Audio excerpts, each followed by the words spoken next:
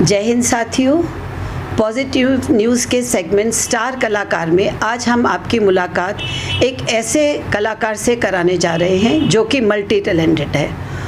वो तबला भी बजाता है, हारमोनियम भी बजाता है और गायन भी करता है।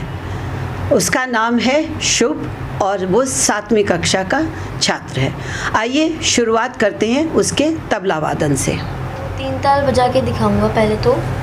धा दिन दिन धा धा दिन दिन धा धा तिन तिन धा धा दिन दिन धा धा दिन दिन धा धा दिन दिन धा धा तिन तिन धा धा थे थे। बहुत बढ़िया। शुभ, आपको कितनी देर हो गई ये तबला वादन करते हुए? एक आधा साल हो गया है। और कैसे आपको लगा कि मुझे तबला बजाना सीखना चाहिए? जब मैं पहले सिंगिंग करता था तो मुझे ताल से ताल की प्रॉब्लम होती थी। जब भी मैं गाता था तो मैं ताल से अलग चलता था, इसलिए फिर मेरे सर ने मुझे तबला सिखाना शुरू करा। तो आप गायकी कब से कर रहे हो? गायकी 3 साल से। तो मतलब इसको अभी 1 साल हुआ आपको करते हुए। 2 साल तक आपने ताल नहीं सीखी और ऐसे ही करते रहे। तो फिर आपको ये नहीं लगा कि ये तो बड़ा मुश्किल काम है, मैं इससे कैसे इसको आगे? शुरू में लगा, फिर उसके बाद जब सीखता गया तो आता रहा धीरे धीरे। तो आपको ये गायकी में आने के लिए या तबला वादन के लिए, तो आपने बताया कि आपके सर ने आपको कहा कि भाई ताल सीखने के लिए अगर आप तबला सीखोगे तो आपको इजी हो जाएगा। लेकिन गायन का शौक़ आपको कहाँ से शुरू हुआ? गायन का जब मैं थोड़ा छोटा था तो मेरी दीदी मुझे गाना सिखाती थी, तो वो जो गाती थी मैं उनके पीछे पीछे गाता था। जब से मुझे गाने का शौक़ चढ़ा। तो फिर आपने अपने पेरेंट्स को बोला कि मुझे बाहर सीखना है, या ऐसे ही बस चलो थोड़ा बहुत बजा लिया, या उन्होंने खुद से आपको कहा कि अगर आप अच्छा बताइए? जब मैं गाता था तो थोड़ा बड़ा हो गया, फिर उन्होंने मुझे कहा कि इस एकेडमी में डालना चाहिए। तब उन्होंने मुझे यहाँ पे स्वरमयी म्यूज़िक एकेडमी में डाला। तो अब मैं अपने प्रवेश सर से सीखता हूँ। तो आपको जैसे पढ़ाई भी करनी होती है और भी होता है, जैसे ट्यूशन्स वगैरह भी आजकल ट्यूशन्स लेते हो या खाली? मेरी दीदी मुझे पढ़ा देती है। तो वो टाइम जो होता है वो आपको उधर भी देना होता है, फिर आप तबला भी बजाते हो, फिर आपको गायन भी करना होता है। तो इन सब चीज़ों के लिए आप कैसे टाइम निकाल पाते हो?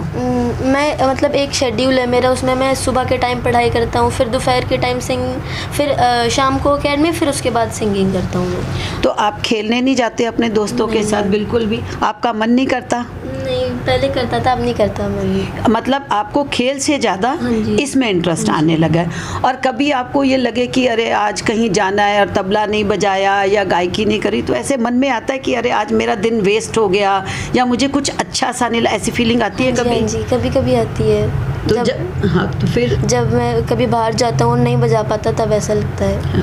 और जब कभी ऐसा हुआ कि जैसे आप ये सीखने लगते हो और आपका टाइम इधर जाता है, तो उसमें आपको पढ़ाई में कहीं पीछे जाना पड़ा, आपके कोई सब्जेक्ट्स में मार्क्स कम आए हों, ऐसा कभी हुआ आपके साथ? हाँ जी, SST में हुआ। अच्छा, तो क्या प्रॉब्लम आई उसमें आपको? उसमें मुझे लर्न करने में थोड़ी प्रॉब्लम आती है, क्योंकि उसमें ज़्यादा टाइम लगता है, फिर सिंगिंग को भी टाइम देना होता है। और जो बाकी सब्जेक्ट्स हैं उन पे कोई इफेक्ट नहीं होता सिंगिंग की वजह से? तो आप तो सिंगिंग और हारमोनियम और तबला तीनों चीज़ें करते हो, तो इन तीनों को कितना टाइम देते हो? इन तीनों को मतलब ऐसे तो कोई नहीं कि रोज़ 1 घंटा या फिर 2 घंटा, मतलब जितना भी टाइम मिलता है मैं उसमें से ही करता हूँ।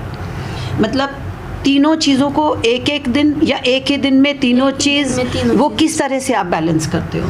मतलब शुरू तो मैं सिंगिंग से करता हूँ, फिर जब मैं थोड़ा सिंगिंग और हारमोनियम तो एक साथ ही होती है। अच्छा। जैसे गाना गाया तो हारमोनियम भी, तो और सिंगिंग अलग से, तबला मैं बाद में बजाता हूँ, मतलब दोपहर या फिर रात के टाइम पे। सिंगिंग के साथ आप खुद से नहीं बजाते? नहीं, कभी कभी बजाता हूँ। तो आप कहीं ऐसे कॉम्पिटिशन्स वगैरह में गए हो? उसमें आपने क्या चीज़ को प्रेफर किया, सिंगिंग को या तबले को? सिंगिंग को। और कहाँ कहाँ आपने प्रेजेंटेशन दी? संगम कला ग्रुप में, मानसी में। अच्छा। और ओपन माइक में, इन सब जगह पे। तो वहाँ पे आपका कैसा रहा प्रेजेंटेशन? संगम कला ग्रुप में का मैंने बाद में दिया था, वहाँ पे मैं फर्स्ट आया, और मानसी में 3rd आया था, वो पहले दिया था। मतलब तब तक आपका इतना रियाज नहीं था, तो इसका मतलब दिन बाय दिन, डे बाय डे आपका जो है इसमें रियाज बढ़ रहा है और आपकी इसमें परफेक्शन आ रही है। अभी आपने जैसे ये 3 ताल बजाया है ना, तो इसके अलावा और इसमें आपने क्या क्या सीखा है? कोई ताल और सीखी है या इसके अलावा, ताल के अलावा और क्या क्या चीज़ें होती हैं तबला में? ताल सीखी है और ताल में कायदा भी होता है। 3 ताल में भी एक कायदा मैं आपको बजा के दिखाती हूँ।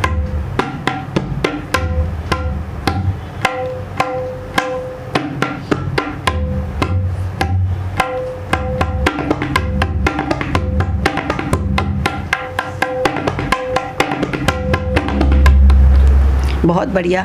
अच्छा, ये जो तबला है इसका मैंने सुना है कि ये दोनों तबलों के अलग अलग नाम होते हैं। जी, इसका नाम धामा होता है और इसका चाटी। इसे बायां भी बोलते हैं और इसे दायां भी बोलते हैं, क्योंकि इसे बाएं हाथ से बजाते हैं और इसे दाएं हाथ से बजाते हैं। अच्छा, जैसे आप इसको बजाते हो तो हाथों की, उसके लिए कोई रियाज के लिए आपको कुछ करना पड़ता है कि मेरे हाथों में दर्द ना हो या कोई प्रॉब्लम आती हो इसमें? जब प्रैक्टिस नहीं होती तब हाथों में से बजाते दर्द होता है, वैसे दर्द नहीं होता। जब प्रैक्टिस करते रहते हैं तो सही रहता है।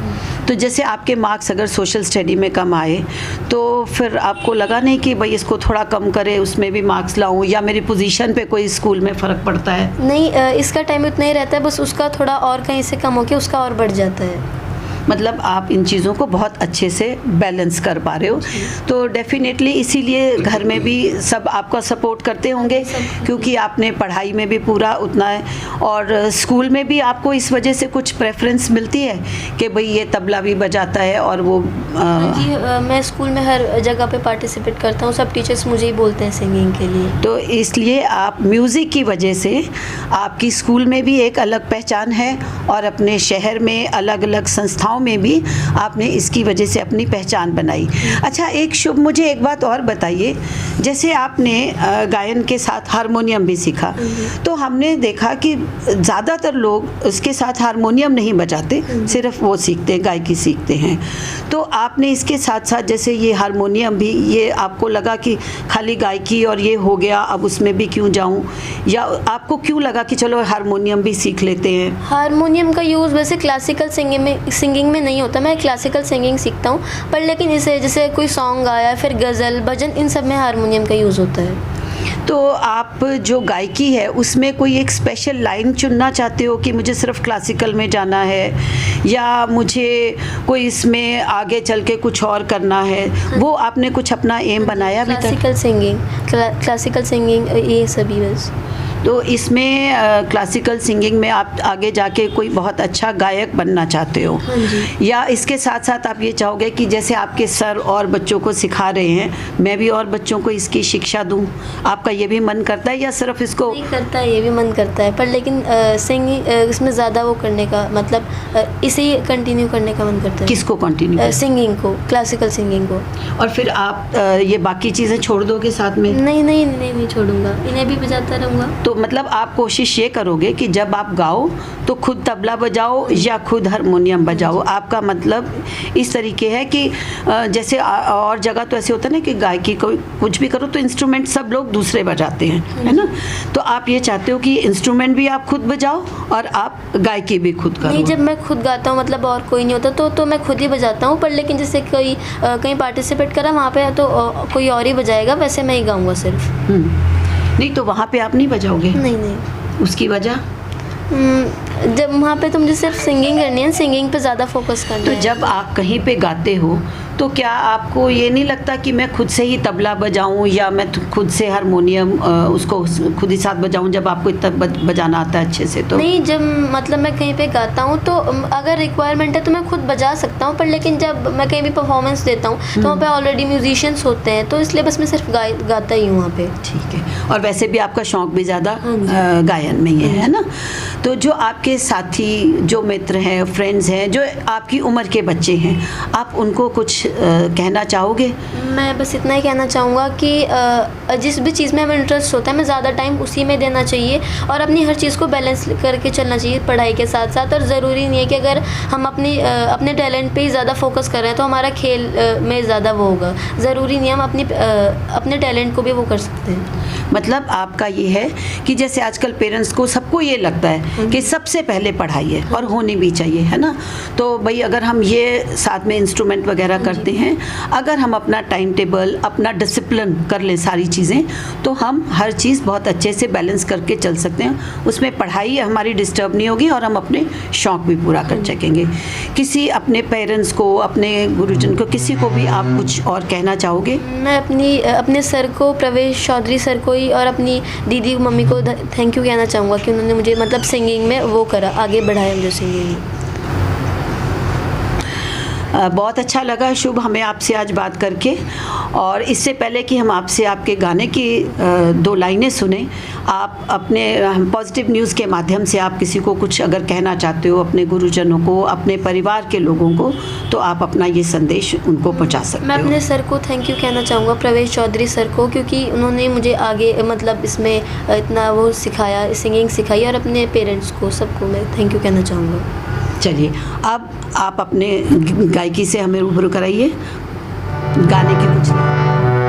अकेले चले आओ जहाँ हो, अकेले चले आओ जहाँ हो, कहाँ आवाज़ दे तुमको, कहाँ हो, अकेले चले आओ जहाँ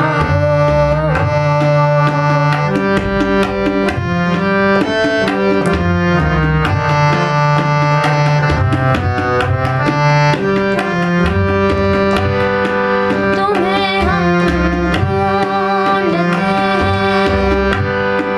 हमें दिल ढूंढता है, तुम्हें हम ढूंढते हैं, हमें दिल ढूंढता है, ना अब मंज़िल कोई, ना कोई रास्ता है, अकेले चले आओ जहाँ हो।